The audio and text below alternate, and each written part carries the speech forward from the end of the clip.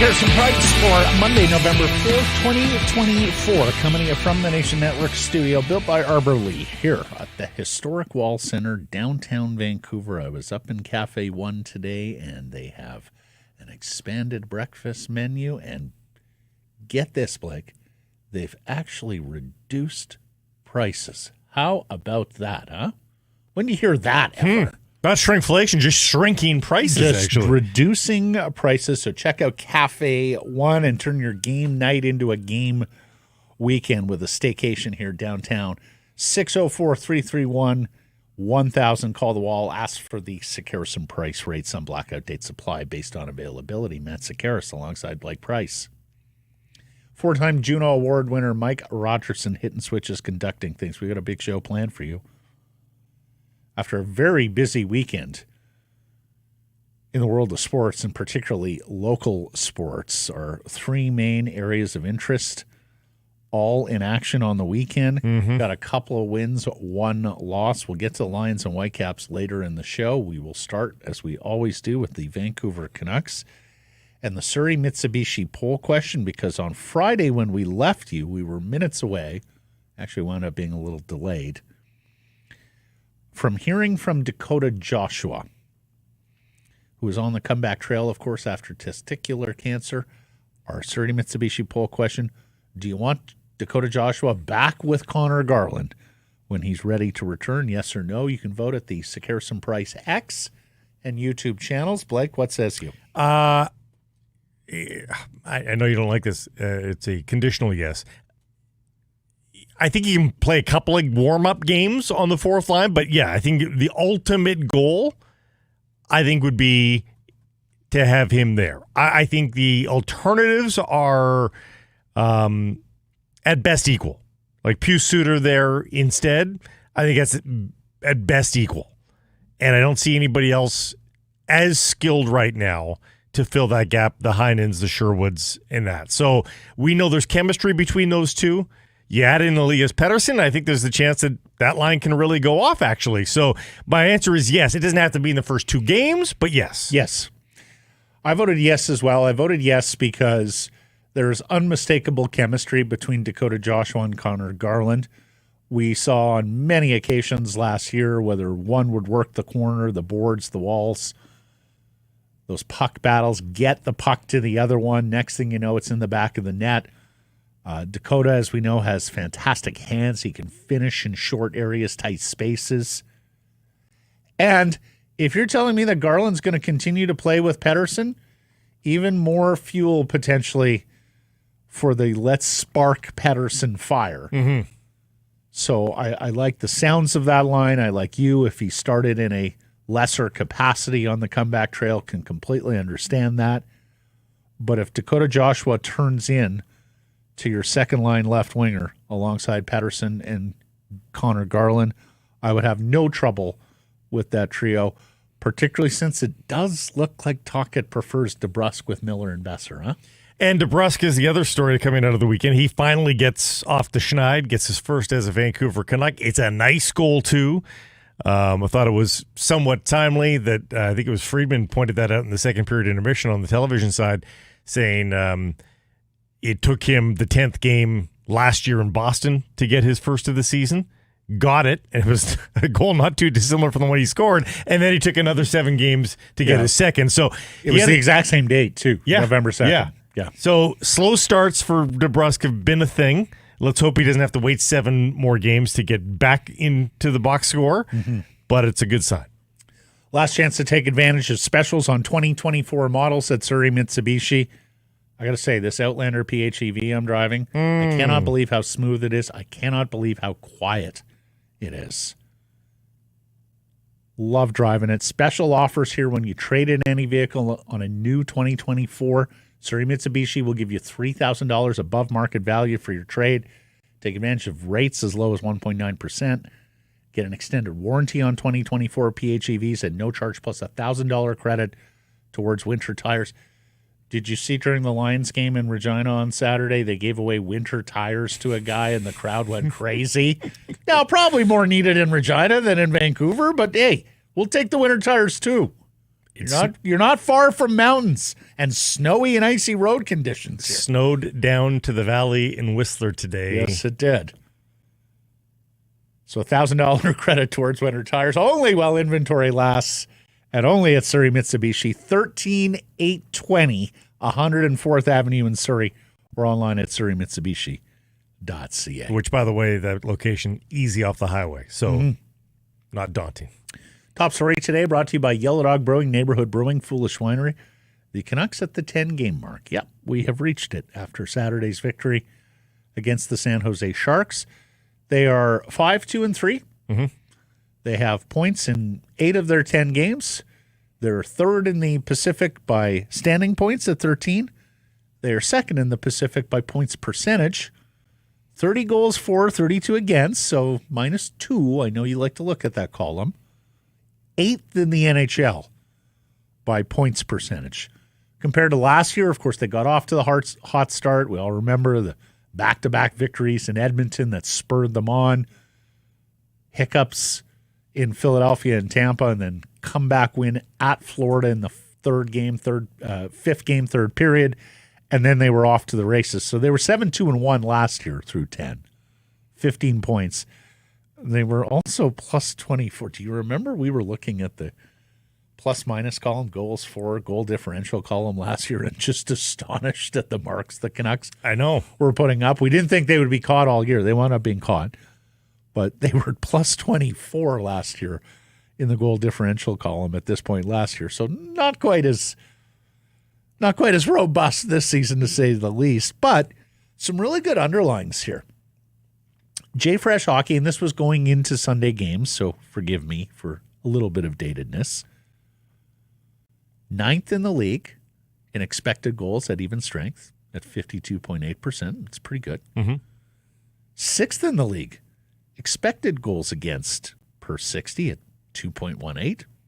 Also very good. Yep. Our buddy Wyatt Arndt, the stanchion, with further... with a deeper dive into the analytics, and he mentions it's kind of been a low event season so far, especially in comparison to last year, but they're third worst at scoring chances generated, second worst at generating shots, 10th worst at creating high danger chances. So offensively, really quite pedestrian here. The expected goals are pretty good, but quite pedestrian. Third best at shots against. Remember, that was a hallmark of last year. Second best at scoring chances given up. Also a hallmark last year. Second best at high danger chances given up.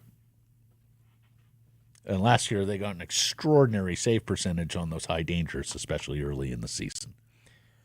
Sort of confirms to the, confirms the eye test, the memory test over 10 games. I can't say I've sat there and been as entertained as I was by the Canucks last year, but it hasn't been without entertainment. It's been closer games. And yeah, lower event hockey, and particularly cleaning up some of the stuff that was affecting them at one point as they've tried to adopt and incorporate more of a rush, fast-paced game while still trying to maintain that good team defensive identity. It's a roller coaster right now, and the good news is that clearly not playing their best hockey has them with 2 regulation losses in 10 games. That's the good news.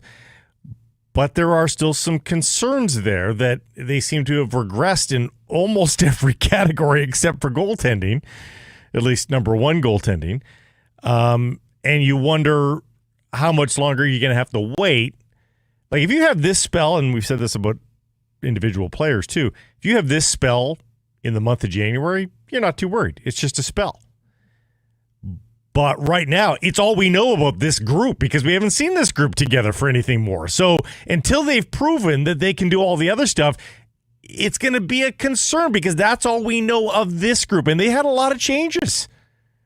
So Yeah, I think you can spin it a couple of different ways, and yet the good news is they don't start the second 10-game set in a bad position. Heck, they win those 2 games in hand. They're at the top of the division, for God's sake. So, you say you could spin it either way. I will spin it glass half full because I'm quite encouraged for a couple of reasons.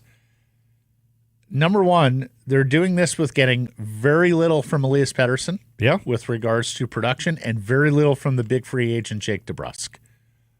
I do believe it's only a matter of time for those 2 players, not to mention, we'll get into this later in the program, you've got a couple of promising forwards on the come here, in Atu Ratu and Jonathan Lekramaki.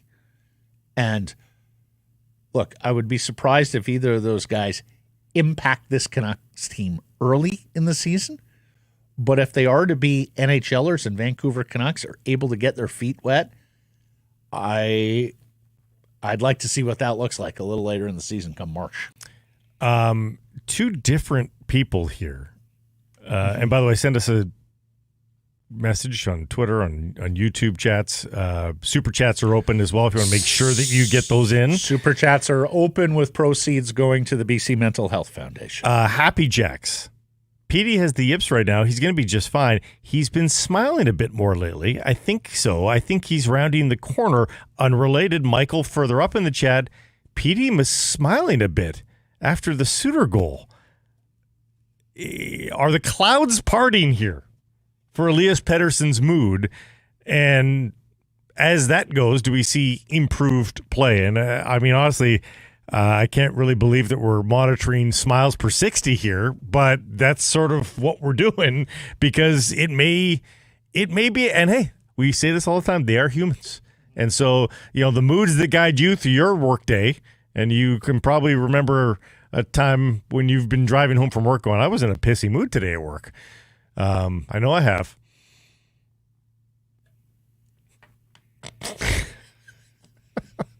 You said Paterson is the same, though. He's going to have those days, honestly, those spells. I'm going to be fair to Blake. More often than not, he shows up in a decent mood. Not always cheery. But not morose. But he doesn't tend to bring his problems into this studio. Well, thank you. I do my best. Mm-hmm. What are our friends at Yellow Dog Neighborhood up to this week? Well, they've got another busy week of unveilings, if you will. And they also want to remind you that their Chase My Tail Pale Ale 4-packs are on special for the entire month of November. It's my favorite. Tall can 4-packs on special at your government and your private It's just an exceptional beer. Like, go try a Chase My Tail and tell me that isn't a great beer. Tell them that. I dare you. I dare you. Like, I don't know how you couldn't like Chase My Tail. Very Any accessible. kind of beer take. Yeah. Exactly. Yeah. Any kind of beer drinker, this is the one you want to try. Okay, 3-2 in San Jose to open this California trip. The game-winning goal from Pius Suter with 26 seconds remaining. One of 2 goals from the Swiss utility club. Connor Garland, upon NHL review, credited with a secondary assist. And he deserved it. Yeah. So a 2-point night for the Canucks spark plug, who I think you can argue has been their best player through 10 games. DeBrusk, as you mentioned, gets his first goal as a Vancouver Canuck. 3 assists from the defense corps. That's pretty good, too. And Nils Höglander dots the score sheet despite being demoted after his effort in the previous game last week that had coach so upset. Mm-hmm. Who was it again? Oh, Jersey. Didn't like him against Jersey. I noticed this. Adam Kirstenblatt of the Hockey News.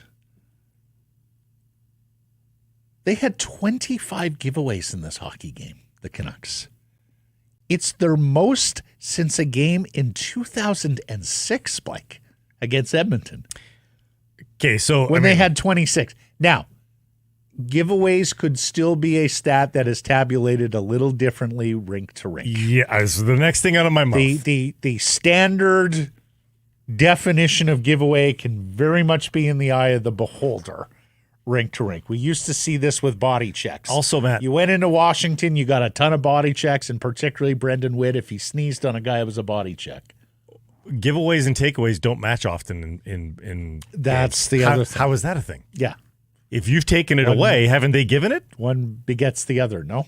It's like block shots. Anyways, that caught my eye and may well explain why it was a one-goal game against a really terrible team, albeit a team that had won 3 in a row going in. On Paterson, and I know you're going to take a different tact here, so bring it on. I'm ready to fight. Oh.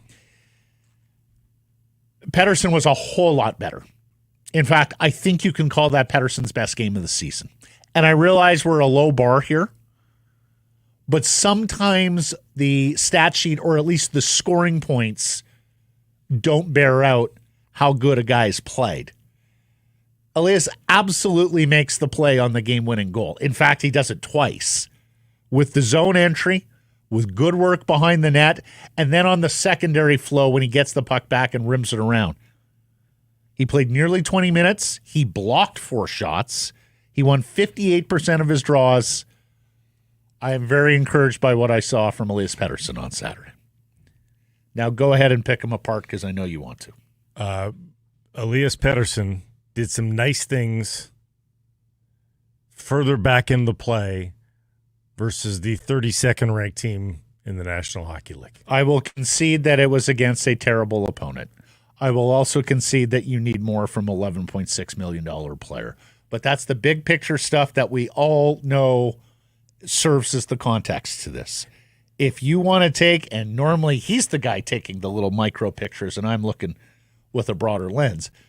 But if you want to get incisive game to game about Elias and his performance, this was a good one. I would expect some points to come tomorrow in Anaheim. Neither here nor there for me. It's just a push. I move on to the next game. It's a push. I'm not going to laud him. Come on. No, you didn't get any points. I'm not going to laud him. I'm not going to drag him. Look at those points. I'm not going to drag him because what was the Corsi? I didn't even look at his Corsi. 4th worst on the team. While his line mates were even doing better in the broken plays. The Miller line was extravagant, like an 80% Corsi for that line, yes. And Paterson was at 50. So on a night when everybody else was having dominant shifts, not so much for Elias Paterson. Right. I'm at the bottom line stage for Elias Paterson. No minor victories. No moral victories. No. You're not going to look at the process here, Coach Tocchet. And frankly, you hear that word now with every sport and every coach. Mm-hmm. It is pretty much agreed upon across all sports now. And this is one of the learnings that analytics has given us, right? That sometimes you win games that you shouldn't, and sometimes you lose games that you shouldn't, and that over a large sample, the process matters. And I thought it was good process with Elias on Saturday. And when we see good process 2-3 games in a row, and he's still off the score sheet, we'll count it as bad luck. We'll say that it's coming. Okay. Well, as a one-off, not willing to go there. All right. Thatcher Demko. We have some news here from Darren Dreger, who will be joining us shortly. Short strokes. He is to practice with his teammates this week. Dreger expects him back in 3 weeks, or perhaps inside of 3 weeks. I know there was grainy footage coming from California on the weekend, courtesy of the Hockey News. I believe PJ called it the Sasquatch tape. The Loch Ness was just behind, if he looks closely. But we talked about it with Jeff on Friday, and Jeff said, look, I don't even want to consider Thatcher Demko until you're telling me he's practicing with his teammates. Well, we anticipate in his home state of California, he will be practicing with teammates. Perhaps as soon as today, the Canucks have a 1 p.m. practice. If not Wednesday, in between the games, Anaheim and LA, so you're not traveling here, or at least you're bus tripping, so you have time and opportunity to practice on Wednesday as well. I suspect it'll be a team day off Friday after you fly home from LA after another 7:30 start on Thursday in advance of the Saturday game against the Oilers. But the news is good for Thatcher Demko. We have been awaiting this step for a while now because we know he's been working out on his own. We know he's been taking shots from injured players and scratches and things like that. It's now about, can he get through a full practice and do all the movements that he'll be expected to in a game when they go through rush drills. And Dreger tells us he anticipates that will happen this week. Yeah, that's going to be – it's not a competitive atmosphere, but he'll be moving laterally more than he's moved in any of these sessions that he's had to this point.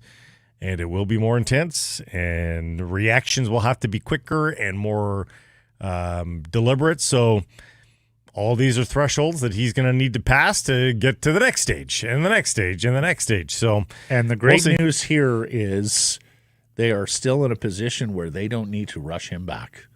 They are still in a position, points-wise, in the standings, points percentage-wise, where you can feel good about your team, where you can feel good about your future, and you got to feel great about Kevin Lankinen. He has delivered standings points in each and every start of the year. It's unbelievable. And I don't know what he does. I don't know enough about goaltending. It seems to me that pucks hit him in the middle of his pads. Yep. He's so quick flicking out his feet. And honestly, it just seems like it's like the butterfly just got invented watching him.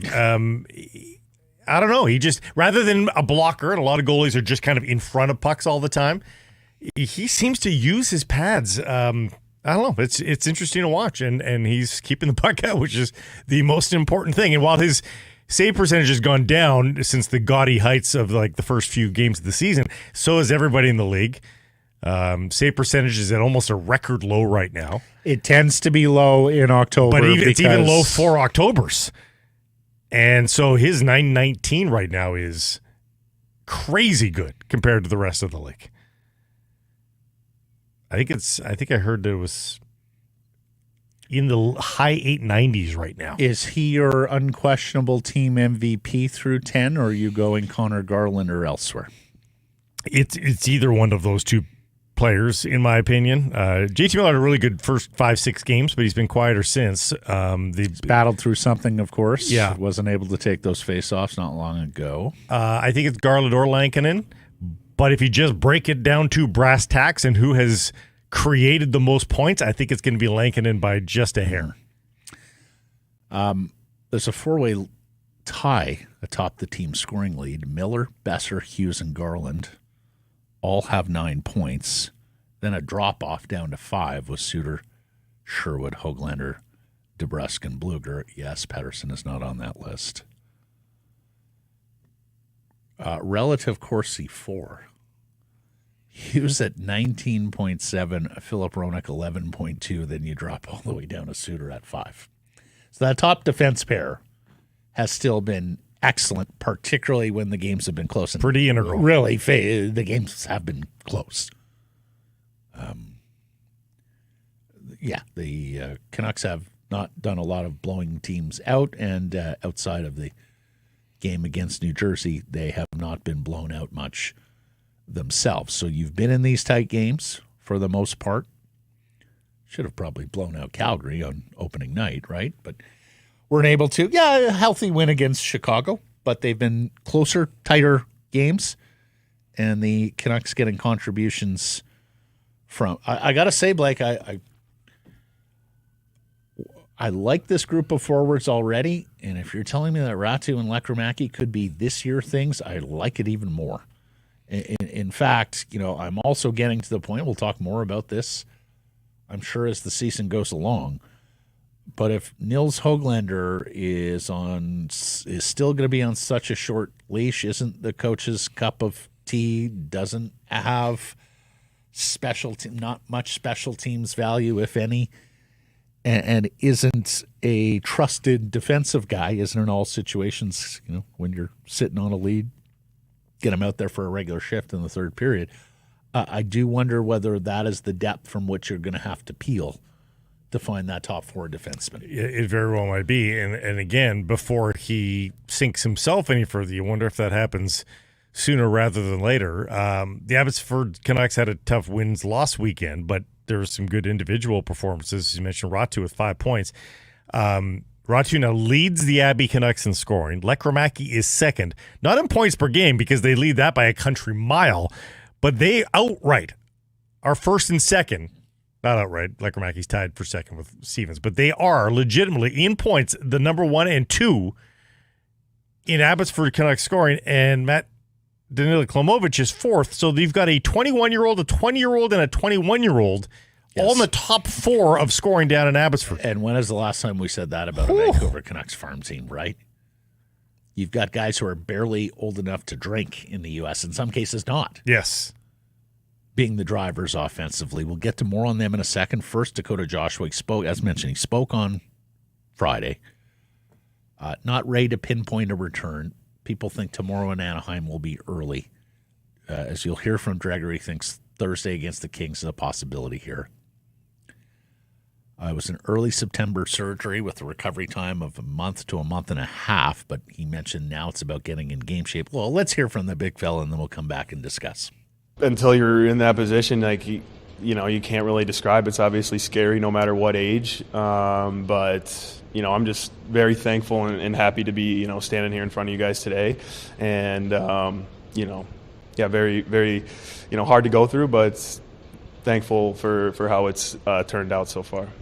I'm happy to speak out, and I hope it helps somebody, and especially moving forward, even to just help one person will go a long way and make it worth it. But more so, just try to put it behind me and move on, and continue to strive forward.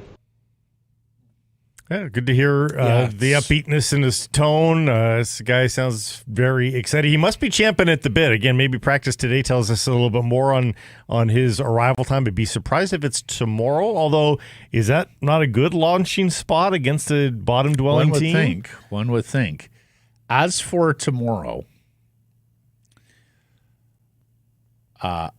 look, Pius Suter did very well when elevated onto the wing with Paterson and Garland. Mm-hmm.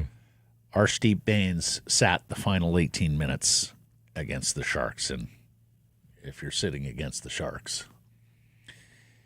The Canucks surprised us all, I think, with the demotion of Nils Oman on the weekend. They got away with it. He was not claimed on waivers. He cleared. That gives them Puckpedia is showing $5.15 million in cap space right now at the deadline. The number's going to change. The number's going to change almost daily, so I don't want to get fixated on that. But the bottom line, on the mission accrual of cap space, they're doing pretty well. But the question,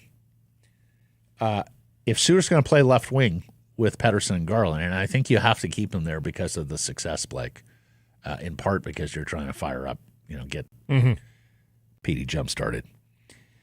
That leaves you short of centerman. So I don't know if we will be strong enough to say we expect, but we certainly suspect that Aatu Ratu will be recalled for the game against Anaheim, that he'll play fourth-line center. Suter will stay where he is. Bain's likely coming out of the lineup. They do have an open roster spot right now. If Joshua were to return tomorrow, then I think you can see Bain's likely going down and Ratu coming up. That's if Joshua is proclaimed ready to go. But you mentioned Ratu in the weekend. He had 2 goals on Saturday. Lekramaki had 2 goals on Sunday. And it is sounding like Jonathan Lekramaki is pushing the timetable here, that it's accelerated, that he may well get an NHL look here at some point. More on this later in the show with Dreger. Yeah, I just don't want that point to be in the next 3 weeks. Like, there's no advantage to that. Like, that guy's not putting you over the top. Let him marinate. Let him continue to do this. What he's doing. I would agree, Blake, but it seems like there's a lot of chatter. It seems like they might be a little more anxious than the next 3 weeks. Well, to me, the chatter is more indicative of he's not going to marinate the whole season down there, which was absolutely on the table when for sure he went down there originally. Was just let him have the whole year. Just, you got no need for him. You've improved your winger depth. There's no need. If you don't get a single NHL game out of Lekramaki this year, don't worry. Right. That nothing is lost. That's what we were preaching. And I mean, that theory still holds true. But the point is some guys storm down the door. And he hasn't quite done that, but it's a really nice start. He's at the door at the very least. Yeah, put it that way. He is approaching the door with velocity. Yes. Yeah. So if this He's continues. not sitting there and politely knocking. He's not distance from the door. He is moving towards the door with purpose. Yeah. And it sometimes comes with guys you don't suspect. I always go back to like an Alex DeBrincat, who was a second-round pick, and in his, I think it was draft 1 or draft year, he was just like, no, I'm making the team. Mm-hmm. And like sometimes you don't know. You don't know who's going to declare themselves ready to be a National Hockey League player. So we'll see. I'm going to slow roll that one too. But if he's up at all before Christmas, that's a heck of a story. Well, of course, sometimes the guys who do push the door sooner, it's because you've got a bad organization. There's that too. I can remember when Ryan O'Reilly, a second-round pick, mm-hmm. made the NHL a little earlier than most people anticipated. In fact, like he was the 33rd overall pick who went straight to the NHL. Yeah, and he took his lumps, 26 points, 81 games, but he was an NHL player from the jump. Despite being a second-round pick, wasn't even a first-round pick. But you've got to be encouraged by what's going on the farm with Ratu and Lekkerimäki. We have forever talked about the push from below and how much it has lacked with the Vancouver Canucks. And just go through the roster right now of guys who play. And the only one who you can look at and say, oh, yeah, that's a guy who pushed from below and made the Vancouver Canucks is Nils Höglander. Everyone else is a acquisition from elsewhere or was a high first-round pick that, was going to drop into the lineup. Besser spent no time in the HL. Paterson Hughes, no time in the HL. Those were supreme talents who dropped on in. Höglander was the one guy who fought his way in, and it looks like Ratu and Lekkerimäki will be next. And Klimovic's birth date was the only reason to be patient with him for this year because there was a lot of bad and there was a lot of bad, but he just, erratic. For both him and Aatu Ratu, who turned pro so early, like in their draft year, it feels like they're old hat. It feels like they're busts. They are 21 years of age. There's a lot of European draft picks that just come over your first look at them, like Lekkerimäki, except he's 20. But in a lot of cases, your European prospects are just now dropping into North America. And these guys have been here for 3-4 years. Let's get to today's menu. It's brought to you by our friends at Greta. Greta, great spot for all the games, home and away. We'll be there for Canucks Army viewing parties throughout the season. You are steps from the arena and stadium. They have a fantastic street food menu, the arcade that everybody loves, weekly drink specials. Greta, place to be, 50 West Cordova, Greta Bar. Let the games begin. Darren Dreger is joining us next. Lots of updates from Dregs on Thatcher Demko, on what he's hearing on Dakota Joshua, on what he's hearing on Jonathan Lekkerimäki. And we run the gamut. We have talked about defensemen that are available or could be available shortly, and the Canucks need for at least one, if not a couple, second-pair defensemen. We've run through names like Provorov and Fowler and Paterson and Rasmus Andersson, who's not available in Calgary. Darren has a most interesting name. An idea, not a scoop, an idea. Just keep in mind as this season progresses. J-Pat going to join us as well, where we take on all the Canucks issues of the day. We'll talk some Whitecaps. We'll talk some Lions later in the show. Needless to say, a day of elation for the Caps and their supporters to get such a resounding victory over such a quality opponent at home at BC Place in front of fans who wanted some vengeance after last year and the way that loss went down to LAFC. Well, they got it. And in the case of the Lions and their fans, well, the inevitable happened. A season that got off the rails at 5-1, finishes 4-9 and 2 steps away from a home Grey Cup. Crazy. Sending them into an offseason where there are all sorts of question marks top down. Let's get to our Bet365 bets of the day. Bet365, proud supporter of Sekeres and Price. We were absolutely delighted to have them aboard this year. Blake, where are you going? The Edmonton Oilers are back in action tonight. They played last night. Morning skate was optional, but Connor McDavid took the option, took a twirl. Don't think he's playing tonight, but that's just the danger for the Oilers. He makes the appearance, and the Oilers, who've kept their head above water with him gone, sort of think, okay, this is good. Our guy's back. There's a letdown effect. The New Jersey Devils will pounce on that letdown effect. The Oilers don't feel like it's them against the world anymore. They know that McDavid is going to be back sooner rather than later. They were unsure a few days ago when they'd get him back.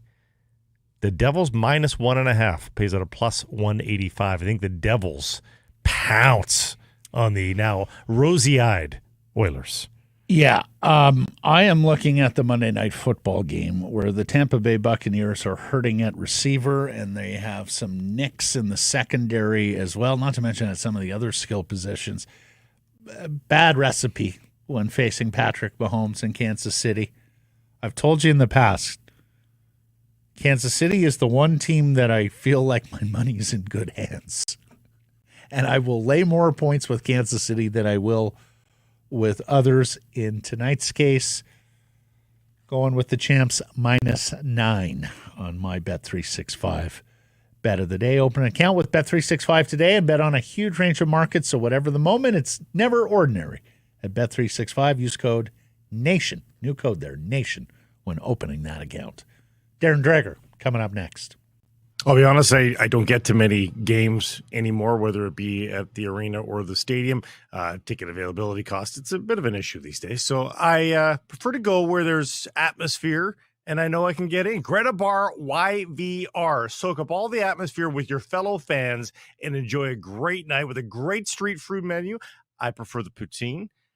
Weekly drink specials as well at Greta Bar YVR at 50 West Cordova. And we'll be having our viewing parties there all season long as well. Your pregame, your postgame, it's at Greta Bar YVR, 50 West Cordova. Let the games begin.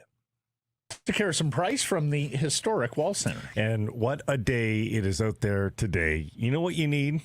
You need the comfort menu at White Spot. The culinary team at White Spot knows these are not good times outside in BC. The transition from fall to winter, it's a messy one.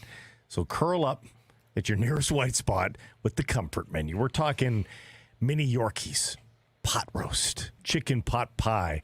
The menu of the season, and it's done right. It is oh so good. Go visit your nearest White Spot today. Can I add the Nats Hardy when you're there for breakfast? Sure. Love me a Nats Hardy. Sure. All right? Big breakfast guy. And we oftentimes do it at White That's Spot. 12 months of the year. Yeah, sure. For sure. Here he is, TSN Hockey Insider, the co-host of the Ray and Dregs Hockey Podcast, Mr. Darren Dreger. How are you? Yeah, I'm doing okay, fellas. Starting to cool down here in eastern part of Canada, but that's okay. We're ready for it. Bring on. You got bonus summer. I'm not feeling bad for you. Yeah, not exactly. It was 20 degrees into late October for those guys. Yeah, It's fair point. you're a long way from Sasky. Yes, a long way. That's correct. Yeah. Let's get started on Thatcher Demko. I understand you have some news with regards to, because we're all waiting for when is he going to practice with his teammates. We know he practices a lot, just not with his teammates. What can you tell us No, you're right. He's been going through his goalie workouts, and he has been skating, and he has been taking shots, but he hasn't practiced with the full group. And the hope is that Thatcher will return to the full team practice at some point this week. And then after that, I think you start looking at a countdown. Now, are we talking several days? Are we still talking in that week-to-week category? And the one thing we know here, guys, is that it's been pretty evident the Vancouver Canucks are not going to push Thatcher Demko. They don't really feel like they need to. He's been working his you-know-what off in the background to make sure that the problem that he has isn't going to develop into a bigger problem down the road. And because of the patience the club has shown, and the fact that they haven't had to force him back into the mix, he's taken advantage of this time away. So I would say for Demko, a return to the crease in terms of game action is inside 3 weeks, but that timeline is probably going to either be shortened. I don't think it'll be lengthened, but it could be shortened depending on how he feels after a couple of practices. Kevin Lankin has been saving them to this point, but you wonder how tenuous they feel like they are in that situation, because Kevin Lankin falters. I mean, he's on a heater right now, but he's a $900,000 goaltender, and it's an awful lot of responsibility for a guy in his position to have right now. Kevin Lankinen is the poster man for why you need a third goalie in the National Hockey League. Now it was an easier decision for the Vancouver Canucks to make because of Thatcher Demko's scenario, but again, proof positive that unless you've got a Hellebuck who just takes shot after shot after shot, and this guy seems bulletproof, or you've got Igor Shesterkin. I mean, we're talking about the elite of the elite. You'd better have access to that third goalie, and that third goaltender needs to be able to stop the puck. And that's certainly been the case for Lankinen. But, again, give credit to the organization for picking this guy up. I'm sure there's, we talked about last week, other clubs around the NHL going, geez, did we miss out on that? And it's not even because, your level of goaltending is maybe sagging or any of that. It's just the insurance policy of having a player who's capable of doing what he's been able to do at that dollar value. So he's been a godsend to the Vancouver Canucks. Let's finish off the health beat and talk about Dakota Joshua, who is with the team for the second road trip in a row. But this one seemed a little bit more intentional in that it looked like he might be able to get in. Only 2 games left, Tuesday and Thursday of this week. Do you think it's possible he sneaks in a game on this road trip? Yeah, I mean, it's possible. Thursday feels more likely. My understanding is that he's inside a week again, so that would make sense. And having him around, as we talked about last week, has been key. It's been key for Dakota Joshua, but it's also key to the group. I mean, he's a good guy to have around. They can see how hard he's worked and put in the time. But now you get him back into game action, and that's a pretty good shot in the arm, right? Because of his versatility, because of how hard he presents on the forecheck. And you guys watch these games closely. The thing that sticks out to me is there's a level of inconsistency still with how the Vancouver Canucks are playing. And so when you get consistent players like Dakota Joshua back into the mix, that kind of stabilizes things. I'm not trying to oversell what he's capable of doing, but he's a big piece of the puzzle, right? Potentially he's a big piece of the puzzle. So the energy he brings, again, the way he plays the game, the way Rick Tocchet demands you play the game is going to be a pretty big lift, I think, to having him back in the mix. Yeah. Darren and the Canucks, and they're not alone here, but the ongoing search for defenseman, a new name has emerged, and he has some history in this market. Who are you talking about, Matt? Bo Byram? You tell me. Yeah, Bo Byram, former Vancouver Giant, Vancouver-based agent. Is he available? Well, no, I wouldn't say he's available. We do get into that game of semantics, but you look contractually at where Bo Byram is this season, and then you look at where he stacks into that Buffalo Sabres lineup. And if I'm Byram, I'm wondering about my long-term fit with the Buffalo Sabres. Because of the likes of Owen Power and Rasmus Dahlin, and go down the positional players that they have there on defense. I mean, that should be a better blue line than maybe what it is.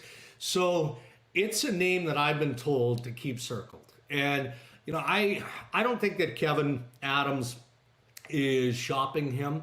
I know that a team or two have called, but they're doing their due diligence no different than I do, right? You look at, again, positionally where players are playing in their lineup, and then how does that match what their contract is? I think as we get closer to the middle of the season, and then you drift into the early part of the second half of the season, depending on where Buffalo is. If Buffalo all of a sudden goes on a bit of a heater and they, more or less turn things around, well, maybe Kevin Adams doesn't have the appetite to do anything but talk about what a contract might look like. If that isn't the case, again, repeating myself, I know he's had calls on Bo Byram. I don't know that Vancouver is among the teams that is called, but I do know that there's been some interest expressed from the West. I know his draft stock is better than Timothy Liljegren, but how much more expensive is a Byram trade? Again, we're going down the road a little bit here, but hypothetically, how much more expensive is he versus a guy like Liljegren? Yeah, I think it would be substantially different, right? Yeah. Liljegren just did not fit the eye of Craig Berube in Toronto. So you get a third, a sixth, and you get Matt Benning. And with great respect to Matt Benning, I don't think that Brad Treliving and the Toronto Maple Leafs were looking for Matt Benning in return of that deal with San Jose. It was more of, okay, you're going to have to take a player back. And Matt Benning turned out to be that guy. And there's no rush in Toronto. I doubt very much that Benning is a long-term fit. He'll probably get flipped for a pick. Bo Byram is intriguing. And if I'm the Vancouver Canucks and I see where he might slot in, we know they're looking for that type of defenseman. We know that. Third line center and a puck-moving defenseman. That's the wish list of the Vancouver Canucks right now.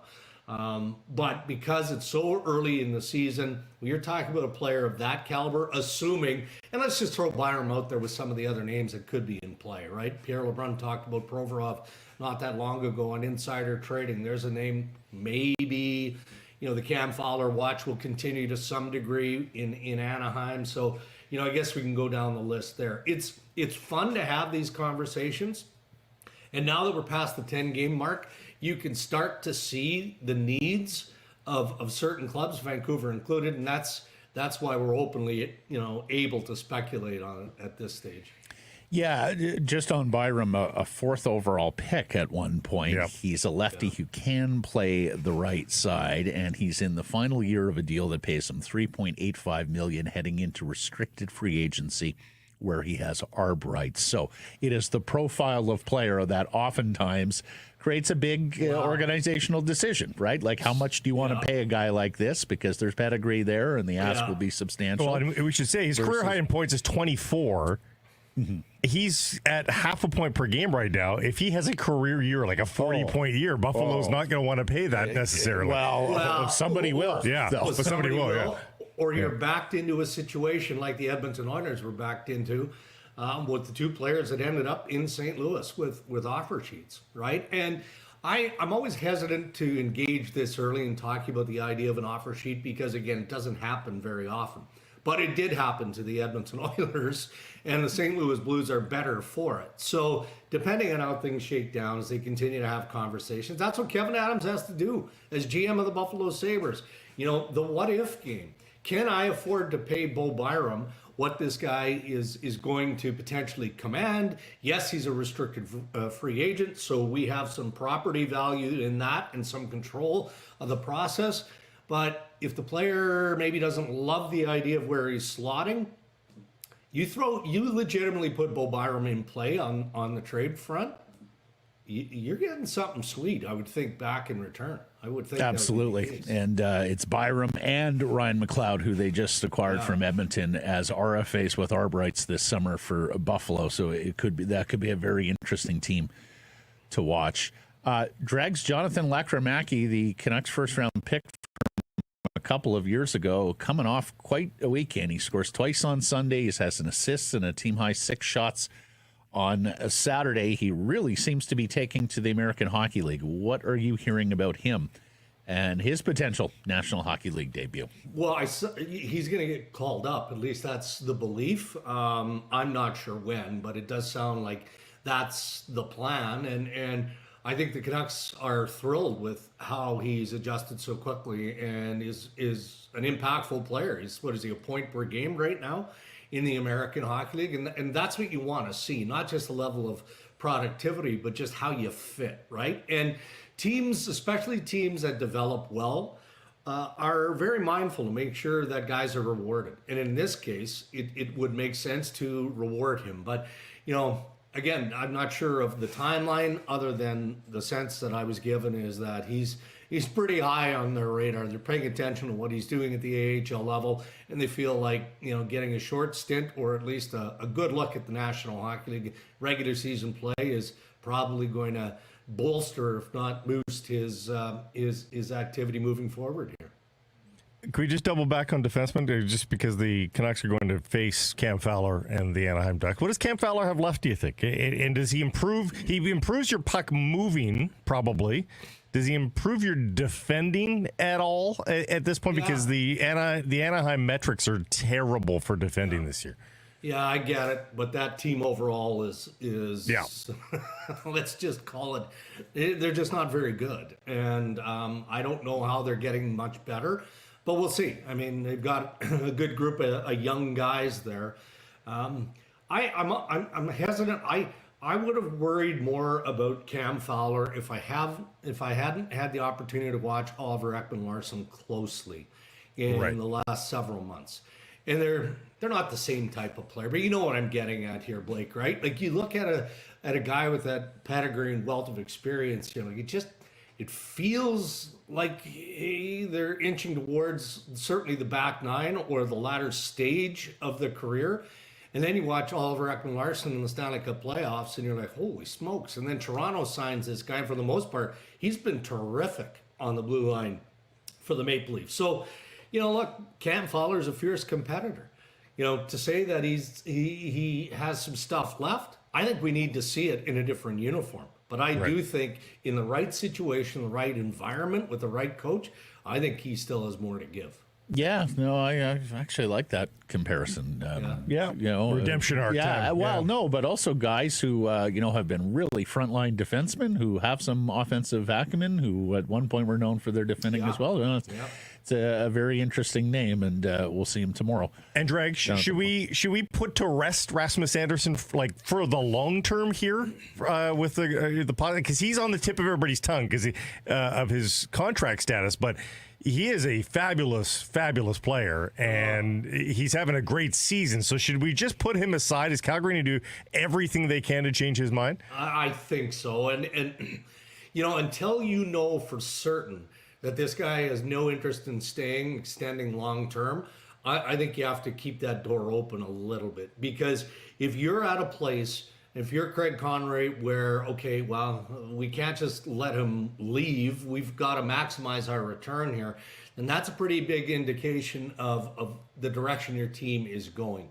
It's still pretty early, and no different than Byram, different status, but no different. They could wait a year. Calgary could wait a year. They could wait a year. There's no rush there, and they still believe.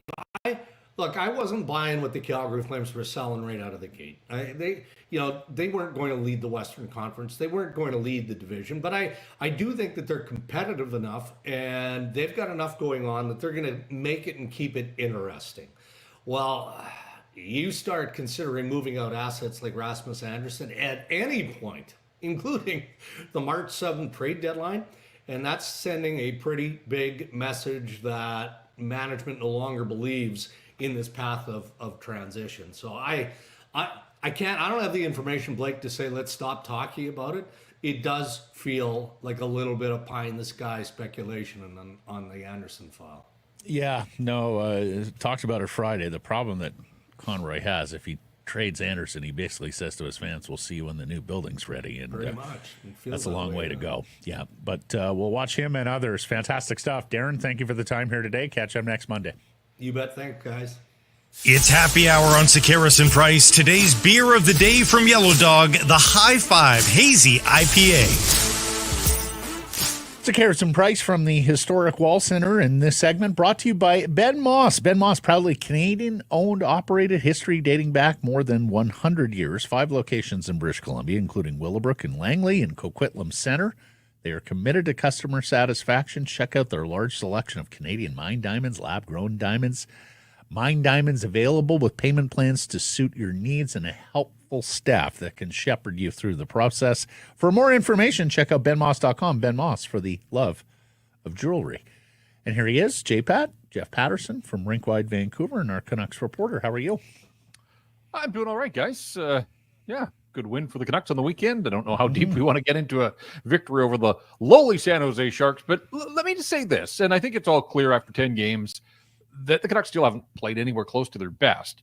But you do have to give this group credit for finding ways late in games, and we saw this from the playoffs on. We saw it last week against Carolina when they were down in the third period, And that had to be deflating to get the 2-1 goal and Jake DeBrusk scoring and then to give it up a moment later. But, they stick with it. And that much you can say about this Vancouver Canucks team. They stick with it and they find ways to grind out results for the most part. So credit to them, even if it is against a team like the San Jose Sharks. It's a roller coaster to this point, and it does not feel like they played well. And yet, they win their 2 games that they've got on the Kings and the Knights. If they win those 2 games in hand, they are the first place team in the Pacific Division, and they very well might win their next 2 games. And the underlines are pretty good in terms of expected goals for and expected goals against. It's a weird one. Well, and it takes me back to 2 Mondays ago, coming off the win in Philadelphia, when we talked about where would they be without all this depth scoring and Kevin Lankinen. And 2 weeks have gone along, and really the storylines haven't changed. Kevin Lankinen has picked up points in every game that he's played and was forced to make some saves when that game was on the line the other night. And the depth scoring. Now it's Pius Suter, of all people, stepping into the spotlight, becoming Pius Suter has 3 of the last 4 Canuck goals, by the way, going back to that Carolina game last week. So whether it's Pius Suter, whether it's Kiefer Sherwood, Teddy Bluger's had his moment, Danton Heinen had the 2-goal game in Chicago. Those guys have all found ways to contribute. The names that we haven't mentioned, still waiting for all of those guys to really kind of kick it into high gear. All right, let's get to the Canucks at the 10-game mark. Jeff, care to offer a letter grade and tell me who your best player, team MVP is after 10? I'd give them a B, I think. It is hard to argue with the results. As Blake said, 2 outright losses in 10 games.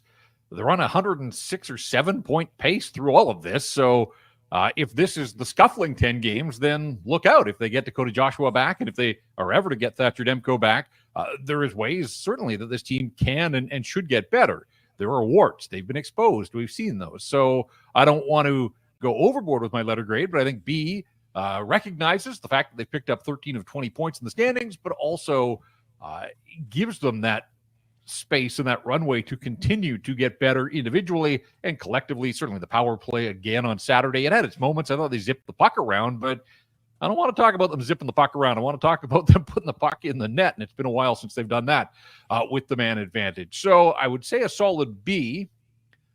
Individually, when we get to MVPs, I think you have to look at Lankinen.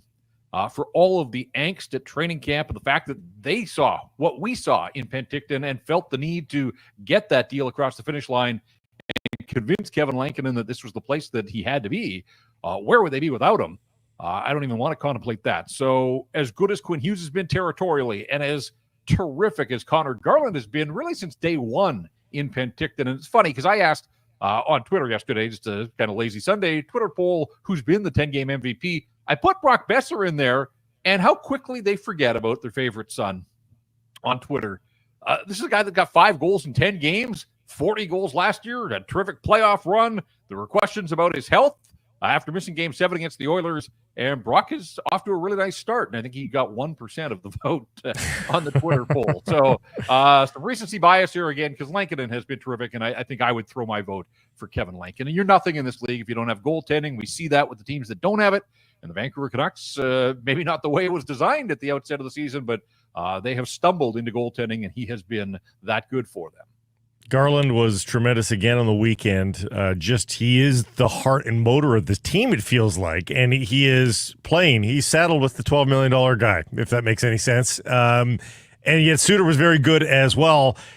Is Suter a fix on that line, or is Dakota Joshua going to be the fix on that line when he comes back in a game or two? And if they liked the look of that line with Suter, that's fine, except they become a center short. And, Ratu had a fabulous weekend down on the farm. They could make that change, and they're down in California as well. Abbotsford is. So I suppose they could immediately make that change if they wanted to. But how do you see the Paterson line shaping up here versus the Ducks and the Kings?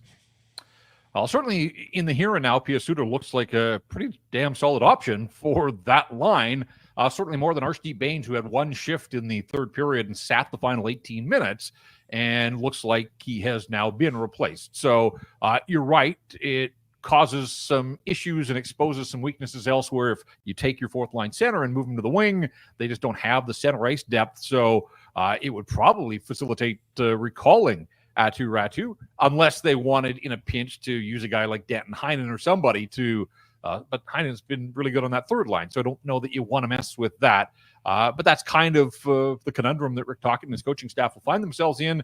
We saw it last year. P.S. Suter, as versatile as they come, I mean, that is really his superpower, is his ability to not just play, but complement guys higher in the lineup, play wherever they ask him, as low maintenance as they come. And then, as we saw late in the clincher against Nashville and the other night against San Jose, does some of his best work in the final minute of hockey games, apparently. Who knew? But came through in the clutch for them. There, and all of a sudden he's up to 4 goals already and missed the season opener because he wasn't fully healthy. So 4 goals in 9 games from P.S. Suter. You will certainly take that. So I would expect that Suter will be on the wing with Paterson and Garland in Anaheim. I'm not anticipating Dakota Joshua is going to play that game. Rick Tocchet keeps talking about needing some of these like final touches in practice, the real battle drills, the practices that I've seen from Joshua. He's been involved, but doesn't feel like he's really been truly battle tested. So I'm not sure that he's ready to go Tuesday. Would buy him a little bit more time there. And then I guess like this becomes the question, guys, doesn't it? Like, as good as Joshua and Garland were together last year, Connor Garland has clearly graduated from a third line position on this team and probably any team in the National Hockey League the way that he's playing. Dakota Joshua, to me, still feels perfectly slotted as a third line guy. I don't know, especially coming off this situation, which is different than the hand injury and getting back in the lineup. I think Rick Tocchett's talked about the fact that they probably will monitor his minutes, ease him in a little bit. And so I think this idea of just plunking him down on a line with Paterson and Garland, probably a touch premature at this stage. Help me out. If Suter's going to play that wing, who's your fourth center? Well, that's just it. Yeah. So it's got to be a Ratu recall. Or you just play with 3 centers and you double shift somebody? Oh, he said, Heinen, there's a couple guys that have twirled at center before. So, well, and that's why the Oman move was a little bit interesting to me, Jeff. I saw you fired a poll on that as well, on whether or not you thought he would clear. Big break that they were able to get him down to Abbotsford. I thought, given the health situation of a bunch of teams, the Islanders have run into an absolute rash of injuries. Colorado's been up against it all year long, and thought Colorado, the team that drafted him on a few years ago, maybe would repatriate him. I thought he would get claimed. I thought it might be one of those cases where a team takes him on a short term and then maybe puts him back on waivers at some point. I just thought with this climate, he's a ready-made NHLer, even with the flaws that have kept him out of the Canucks lineup.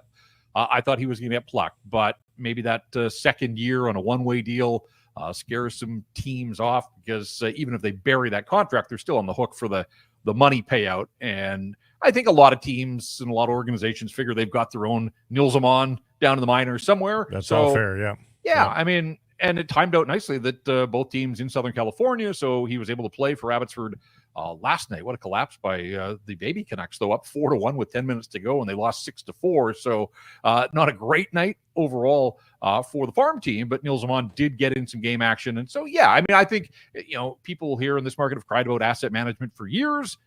It was a roll of the dice, no question.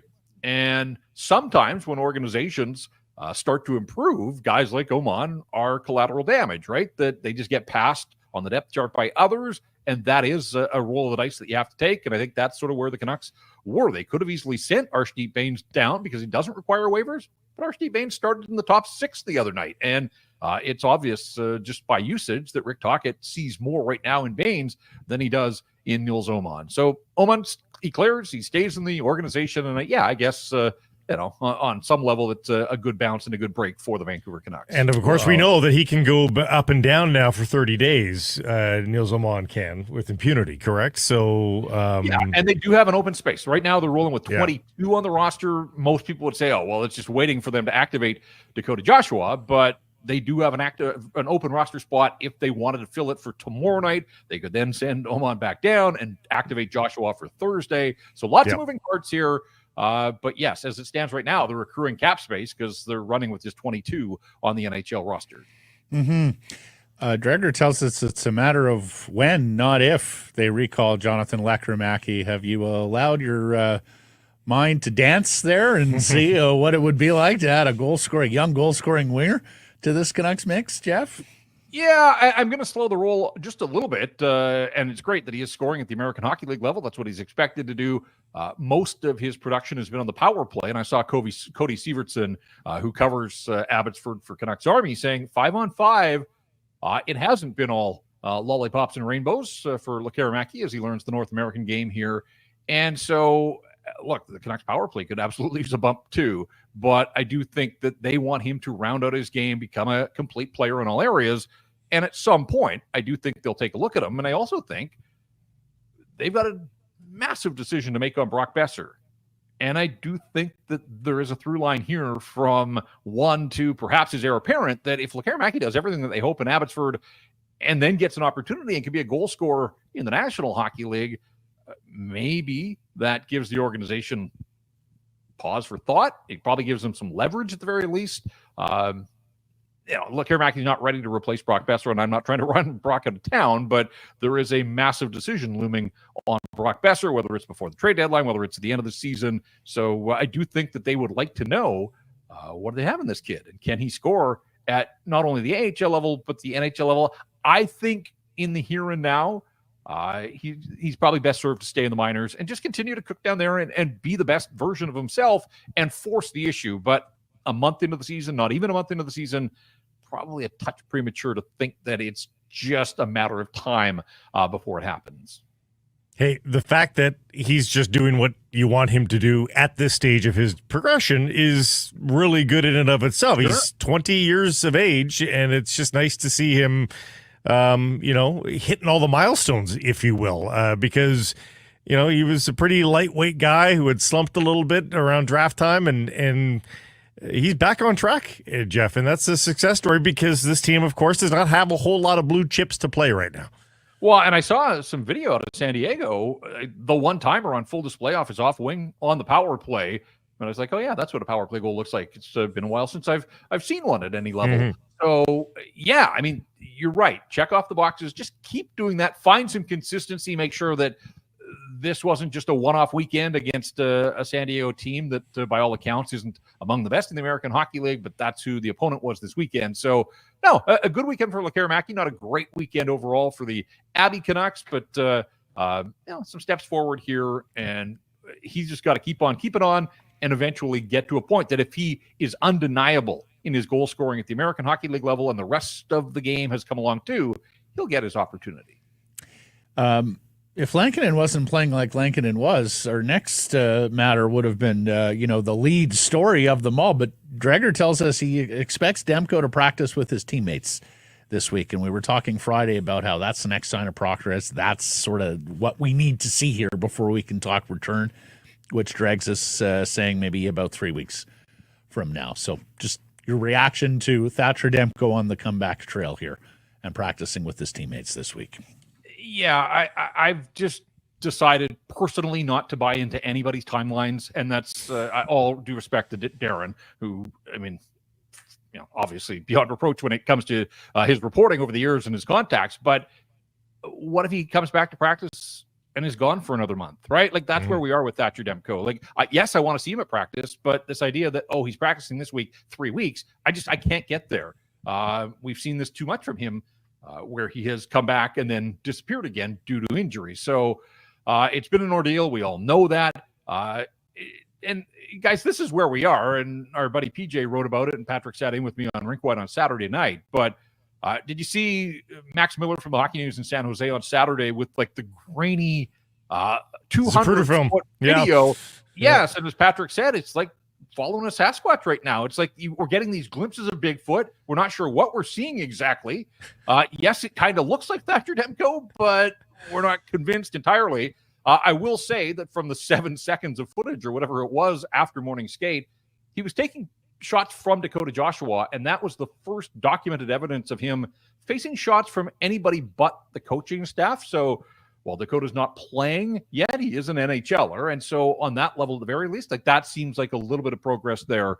But it was hard to really get a true sense of, how dialed in Demko was, how aggressive he was able to be. And the other thing, too, is you can face shots all day. For him, and especially with this injury, it's all the game simulation. It's the blue paint. It's the traffic. It's the uncontrolled stuff. It's the up and down. and we haven't seen any evidence of that yet. So I still think that there's some room. Now, if he's making steady progress, then sure, 3 weeks probably would be in the ballpark. But I'm just I'm going to be a believe it when I see it kind of guy. And, maybe it's a good play on the organization's part to get him back into practice out on the road where there isn't a whole lot of media, because we saw the crush in Penticton when he spoke, the one and only time that we've had access to him. So, just kind of let him ease his way in. But as you guys know, when a player is fully involved in a practice, he is to be available to the media. And we would like to hear from Thatcher in his own words again about where he is as we approach almost 2 months since, it's certainly been 6 weeks since he spoke about Penticton. I'm right there with you. I'm thinking a one-on-one with Olivia here a little later. Yeah, they might do that. Yeah. I'm right there with you though, and this is not a knock on Thatcher Demko, but it hasn't been a linear healing process anyway. So unless he's playing a National Hockey League game, I'm going to have to be in the wait and see mode as well. I'm not going to cheer on necessarily the practice part, because it's not a linear healing process. He could very well be gone for another month. You guys say that, but after he returns to practice and does the media, there'll be a morning skate somewhere down the road where we're all very excited, wondering, is this the day that Thatcher Demko returns? I mean, let's face it. He's a Vezina finalist, so let's not underplay. But when he plays one game, I need to see him play a second game at this stage. Totally. Game, he came back from one game of the playoffs. How did that go? Yeah, right? No, I know.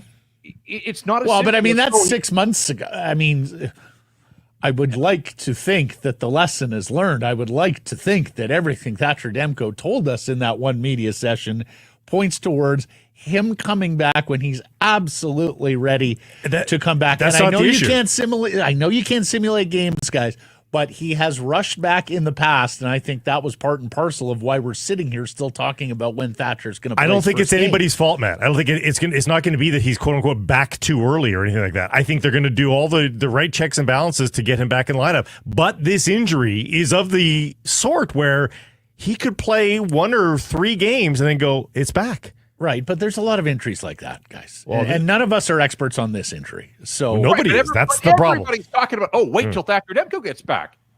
There's 2 issues here. It's can he get healthy and can he stay healthy? And at this point, he doesn't get the benefit of the doubt on staying healthy anymore until we see him perform for a long stretch. But you guys were saying, you say everybody's, when's he going to come back? That's my point, is actually, no, with the way that Lankinen is playing, he's got time here. They can find a way to bring him back. Like, if he has to serve as co-starter to Lankinen, or even primary backup to Lankinen if he's still on a heater, like, these are both good news scenarios for the Vancouver Canucks, that they have other chambers to go to here in goal if need be. And sure, to be clear, like, you can't get on a lengthy run without the first appearance. I understand that. So yes, as he works to getting back in the lineup, that is all really good news. But I'm just taking this approach now that if I see him out there, great. But for me to think that he's back and back for good, I need to see how this knee stands up to the test of National Hockey League game action. The week ahead, Jeff, Anaheim, LA, and Edmonton. What do you think? Well, speaking of goaltenders, have you seen what Lucas Dostal has done for the Anaheim Ducks? Yeah. He's got the best save percentage of any goaltender in the National Hockey League that started 4 games this season. He's running with a .937. They're the lowest scoring team in the NHL. Like, they do nothing in the way of supporting the goaltender, but this guy has been all world for them in the absence of John Gibson. Like, I think he's past John Gibson now and is probably the best goaltender that the Anaheim Ducks have. So I would assume that they see him. He played yesterday. They lost to Chicago. That's another very gettable game, though, for the Vancouver Canucks. The Ducks are the lowest scoring team, as I said. They have one guy, I think Troy Terry's got 9 points, and then nobody else has more than 6. Like, they really struggle to generate. It would be nice to see the Canucks jump on them. The Canucks have given up the first goal in 4 straight now, including the other night in San Jose, and that was part of their secret sauce last year. They opened the scoring in 53 of their 82 games, so they had a whole bunch of 1-0 leads and built on those. They got to get back to doing some of that. It would be nice to see the power play spring to life. So, of the 2 games remaining here in Southern California, the Kings, although they lost in a shootout to Chicago, and they're in Nashville, so they got to travel across the continent, come back to face the Canucks on Thursday. Well, the Canucks are home basing there in Southern California, maybe a little bit of a break there. And, of course, the Kings without Drew Doughty, but finding a way at 6-3-3 through their first 12 games. So of those 2 games there, that one's going to be more difficult. And then, did you see the news out of Edmonton this morning? Connor McDavid back on the ice. Now, he's not going to play tonight, but he didn't rule out the game here on Saturday. Like, I thought the Canucks had caught a break in the schedule with the injury. They said 2 to 3 weeks a week ago, and there's McDavid back on the ice. So I'm now thinking that, they'll be cautious, obviously, with their superstar, but it's Monday. By the time Saturday rolls around, I think we might see 97 at Rogers Arena. So Canucks will have to deal with that. Obviously, Leon Draisaitl's found a way in the last couple of days to pick things up in the absence of McDavid. It's the Oilers, so we know the backstory there. So that'll be fun on Saturday at the very least, and we'll see what happens. But starting into the second 10-game segment of the season for the Vancouver Canucks, hard to argue at 5-2-3, but certainly plenty of areas to clean up as they get rolling here again on Tuesday against the Ducks. Marvelous stuff. We will watch the week with interest and, of course, look forward to that Oilers game when you join us on Friday, J-Pat. Thank you for this. Until then. All right, guys. Thanks. Happy hour on Sekeres and Price. Today's beer of the day, Yellow Dog Squirrel Chaser Hazy Pale Ale. Sekeres and Price from the Historic Wall Center. You can text us 778-402-9680. Email live at sekeresandprice.com. It all goes to the Great Clips inbox. Great Clips. It's going to be great. And this segment brought to you powered by Square. If you run a restaurant, you're too busy for this ad. You're thinking about how to get more orders flowing, new locations opening. You need to get more customers, have them coming back. So really, you're already thinking about Square because Square Restaurant Tech helps more than 400,000 restaurants do all those things and more. So when you're thinking about your restaurant, think bigger and think Square. We will start with the good news. Vancouver Whitecaps FC with a smashing victory at BC Place Sunday night against LAFC. They keep their season alive and force a deciding Game 3 Friday in Los Angeles. Blake, we were both there, and I will say this about this Caps team since the playoffs started. Man, did they score some goals. Goals aplenty. Like, we're sitting here wondering, is anybody going to catch Ryan Gauld in goals, even the MLS Cup champion? I mean, they're going to play a lot of games, but Gauld is on a heater. He scores. He creates the own goal to make it 2-0 early on. He sets up Brian White for the third goal. Takaoka with a fantastic save when they're up 2-0 early in the second. I think that very much helped make it a smooth victory. And because of the margin, Vanni Sartini was able to get some rest for Stuart Armstrong, for Fafa Pico, for Sam Adekugbe in the second half. Your thoughts on the match? I think we're seeing what their best 11 looks like, and really 12 or 13, because, they made some changes. Pedro Vite not in the starting lineup. Matias Laborda not in the starting lineup. I was very surprised by that. He had teased us in our chat with him before the match that he was going to be very offensive minded. Boy, were they ever! Not that Vite is super defensively minded, but Ali Ahmed is offensive minded. Yeah, that's his whole thing. And man, can he bring the ball down? I question some of the decision making he makes once he reaches the penalty box, but man, is he good at transporting the ball and getting you there. So. This is a team that with their best 12 or 13 can take on the very best in the league. We've seen upsets galore in the MLS playoffs already. Columbus Crew are out already. Miami have taken to the break. They're the defending champions. Yeah, so, it is not out of the realm of possibility here for the Whitecaps to pull put the forth, stunner. Pull the absolute stunner. It's on the table, so looking forward to it. We should educate everybody. The MLS second round, this is technically the second round after the wild card matches, is a best 2 out of 3, in part so that everybody gets a home game in the playoffs. It is single elimination from here. So outside of MLS Cup, there is no chance of the Whitecaps hosting another match at BC Place. They're going to have to be road warriors, but of course, they won more games on the road than at home during the season. So it's a huge ask on Friday against LAFC, but boy, you've got to feel better about at least their ability to score goals, Blake. In previous times with the Caps in the playoffs, I've just felt like goals have been so hard to come by. This team can score goals. Let me ask you this tactically. We'll talk more about it as the week goes along, but do you park the bus and hope to win a penalty? No. And hope to win on penalties? No. You play. You're playing well right now. You're scoring goals. So let it flow. What they will do is they will try to punch them in the mouth early.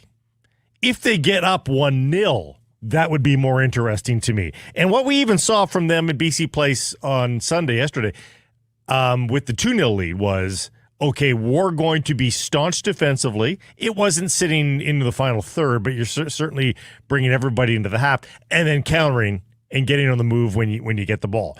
So what they're going to try to do is strike early, and they've been doing that a lot this year. Get on the board early, then they might take a more defensive posture and work the counter. But at the very least, this is what's happened here, Matt. They've scared LAFC. LAFC doesn't get beaten 3-0. There's only one time this season they were beaten 3-0, and it was in a snow-filled game at RSL, so there were extenuating circumstances. Nobody beats them 3-0. They just did. And LAFC's wondering, holy crap, are we going to be the latest to go down? Yeah. That's good. This Canadian minnow has come to play. Yeah. The Caps wind up playing deeper into the year than the BC Lions, whose season comes to an end with the 28-19 defeat on a windy day in Regina to the Saskatchewan Roughriders. They finished the season 9-10 and one step short of where they've been the last 2 years, which is the West Final. They're going to be spectators at the Home Grey Cup here in a couple of weeks. You can't imagine that this is going over well in Lions circles. Great start to the game. Javon Cotoy, a long touchdown. Vernon Adams looks fantastic. They had the smart, quick kick with the quarterback, played the field position game late, got the turnover on downs. There were some positives for Lions in this game. But bottom line is Adams throws 3 interceptions. Former line Marcus Sales gets one early. That leads to 7 Saskatchewan points. Nelson Lacumbo, the brother of Bo Lacumbo, and how about Glenn Suter? He was calling that early in the game. This kid is about to get his first interception. You can really see that he's understanding what's going on in front of him. And that was a huge interception because that's when the Lions are trying to come back in the fourth, and then there's a third interception there from Milligan, who's just a fine player that ices the victory. Saskatchewan was tidier on second down here. They converted more second downs. They won the time of possession battle. They didn't turn it over other than that one failed third down gamble. They were deserving winners, played better football, and, whether it's A.J. Ouellette, they showed the 2 running back formation that they had not shown a lot this year with Armstead and Ouellette, and made more plays. So what happens now? Does Rick Campbell stay on as head coach and co-general manager? Ryan Rigmaiden, who is their chief personnel guy, who gets them all their U.S. players, he's a candidate for the Edmonton Elks general manager job, as is G. Roy Simon, who holds it on an interim basis.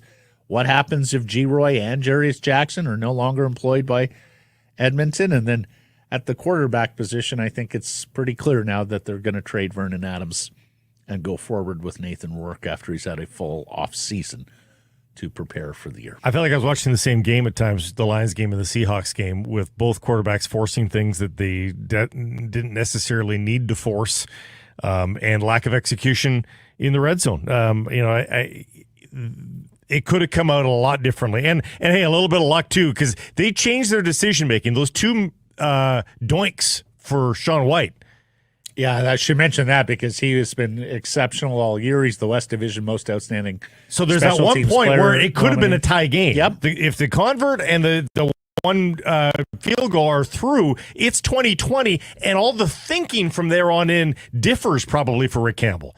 So there is a parallel universe where the game unfolds a little bit differently, but that happened, and they played a little bit desperate perhaps and made some errors, and that's the way it unfolds. Thank you for saying 2 doinks, not double doink. I have PTSD about the last phrase as a Bears fan. You mentioned the Seahawks lose 26-20 in overtime to the Rams at home at Lumen. So now under 500 in their last 31 games. They're on their home Crazy field. 3 interceptions for their quarterback as well, Geno Smith, including a 103-yard pick 6 to Cameron Kinchins.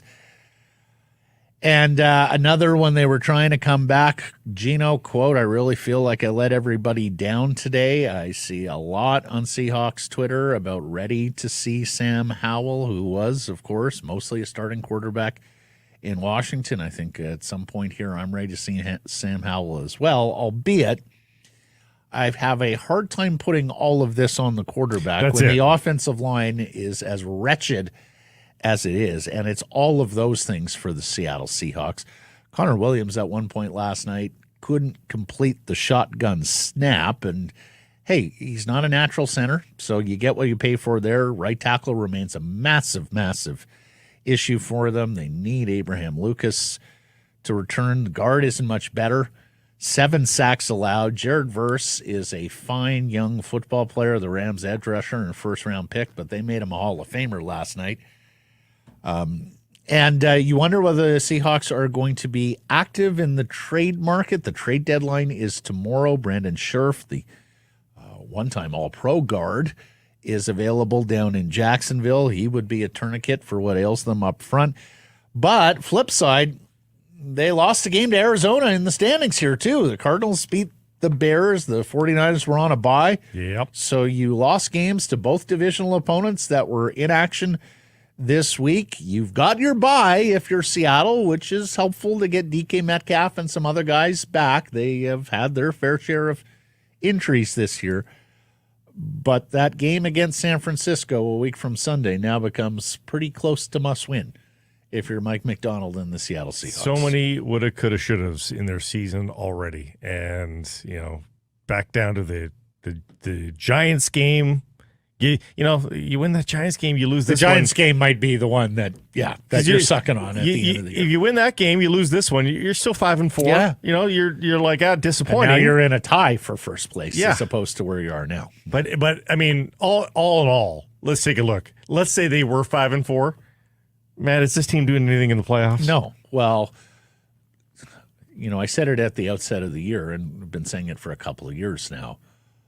Unless Geno Smith is supported by a hell of an offensive line and running game, and a defense that's closer to the 2000 Ravens, 85 Bears, or even their last Super Bowl team, the Legion of Boom, unless you have that sort of defense with Geno Smith, I'm finding it difficult to see the team as a championship contender. No. Particularly in an age now where look who wins Super Bowls. You're talking about the top of the top tier of quarterbacks. It was kind of always thus, but it's gotten more pronounced here in recent years. So, I mean, I don't know. Do you take a shot on Bryce Young or Anthony Richardson, 2 top 5 picks who haven't yet panned out for their teams? There's reports today that teams are calling the Colts on Richardson. Bryce Young, of course, was demoted earlier in the season by Carolina, although they won yesterday. So do you try and find a reclamation first-round quarterback here? It looks like a pretty decent quarterback draft coming up. Is that what you're going to have to do? But let's start with Sam Howell. Let's see what Howell is capable of if you're off the Geno train. And boy, so many things coming up Saskatchewan this week in football. Did you see what happened in Canada West? The UBC Thunderbirds give up 18 straight points at home in the fourth quarter, including an onside kick as the University of Saskatchewan Huskies upset them, and then the Regina Rams upset Manitoba in the other playoff game. So it's an all-Sask final at Saskatoon in the U of S, only the second time ever for the Hardy Cup on Saturday. Boy, UBC. Darren Decision is overseeing all this from above and loving what he's seeing. So Right. All right. Poll question results from Friday. And you may remember that on Friday we said, boy, we haven't had this in a while. We had a poll question decided by a single vote. Thursday's which poll. In this climate is just too much. Which actually. is incredible. Yeah, I guess we head into an election tomorrow, which I suspect will be more than one vote. But yeah, it was one vote separating what needs the quicker fix, Elias Paterson or team defense. Well, Blake, we have outdone ourselves. Would you overpay to add a top 4 defenseman? It finished, folks, exactly 50-50 in the Surrey Mitsubishi poll question. 599 votes apiece. Half would overpay, half would not overpay. Holy crap. That's amazing. Trade should have re-upped Zadorov. DJT, we have no choice. Drew, no. Team can manage until January. That's when the cap accrual and the clear IR picture comes into focus. I'd consider a move. The bad guy says, need to see how this team is with the top-tier AP40 before making any moves. We're not doing shit in the playoffs with him in his current state. See, Jubes, they're short a second pair. You overpay for 2 second-pair defenders if they come with long-term control. So he wants 2. And Colton, yes, because it's a market that is only going to dwindle, and you need the help right now, not at the trade deadline. I mean, that would be the calculus for acting sooner rather than later, is prices going up and the buffet being picked through, right? So, like, prices are high now, everybody. We mentioned Ole Mata going for a third, Timothy Liljegren going for a third and a sixth, and they're more, third to second pair guys or pure third pair guys. Yeah. So, do the math. What's the second pair going to cost you? A second and something? A first-round pick? A top prospect? Obviously term is the issue here, but, so far the teams that have sold defensemen, Detroit and Toronto, have been able to do pretty well, given the product they were selling, which is, by no means a cornerstone top 4 defenseman. Errors and omissions from Friday's program, Thursday's program, and beyond. You asked me who is responsible for the phrase right freaking now. I did a couple of Google searches. I cannot find the originator of freaking now. It's Patrick Waugh. Trade me right freaking now. When he marches up to Mario Tremblay. Well, or to past Mario Tremblay. To Ronald Corey. Yeah. Tremblay on the bench. Yeah. Ronald Corey, the owner at the time. Well, but in an NHL context, you're telling me he's the very first guy to utter the phrase? Anyways, yeah, I looked it up. I couldn't find anything to self-report. Not for Friday's show. I've got something for you. You're going to self-report tomorrow. Fantastic. Yeah. Thank you for joining us, everybody. Appreciate you spending some time and connecting with us. Please do subscribe to all our assorted channels, YouTube, and wherever you get your podcasts. Follow on social. That's X, Insta, Facebook, TikTok, and YouTube, live on many of those platforms, noon Pacific time, weekdays. And, of course, do support the community sponsors you hear us talking about. Keep it local. Hey, everybody, if you're enjoying what you're seeing here, then follow along with Sekeres and Price on YouTube. I promise more content coming. The kids call it subscribe on YouTube. Well, how about liking it? Do that as well. Smash it right now.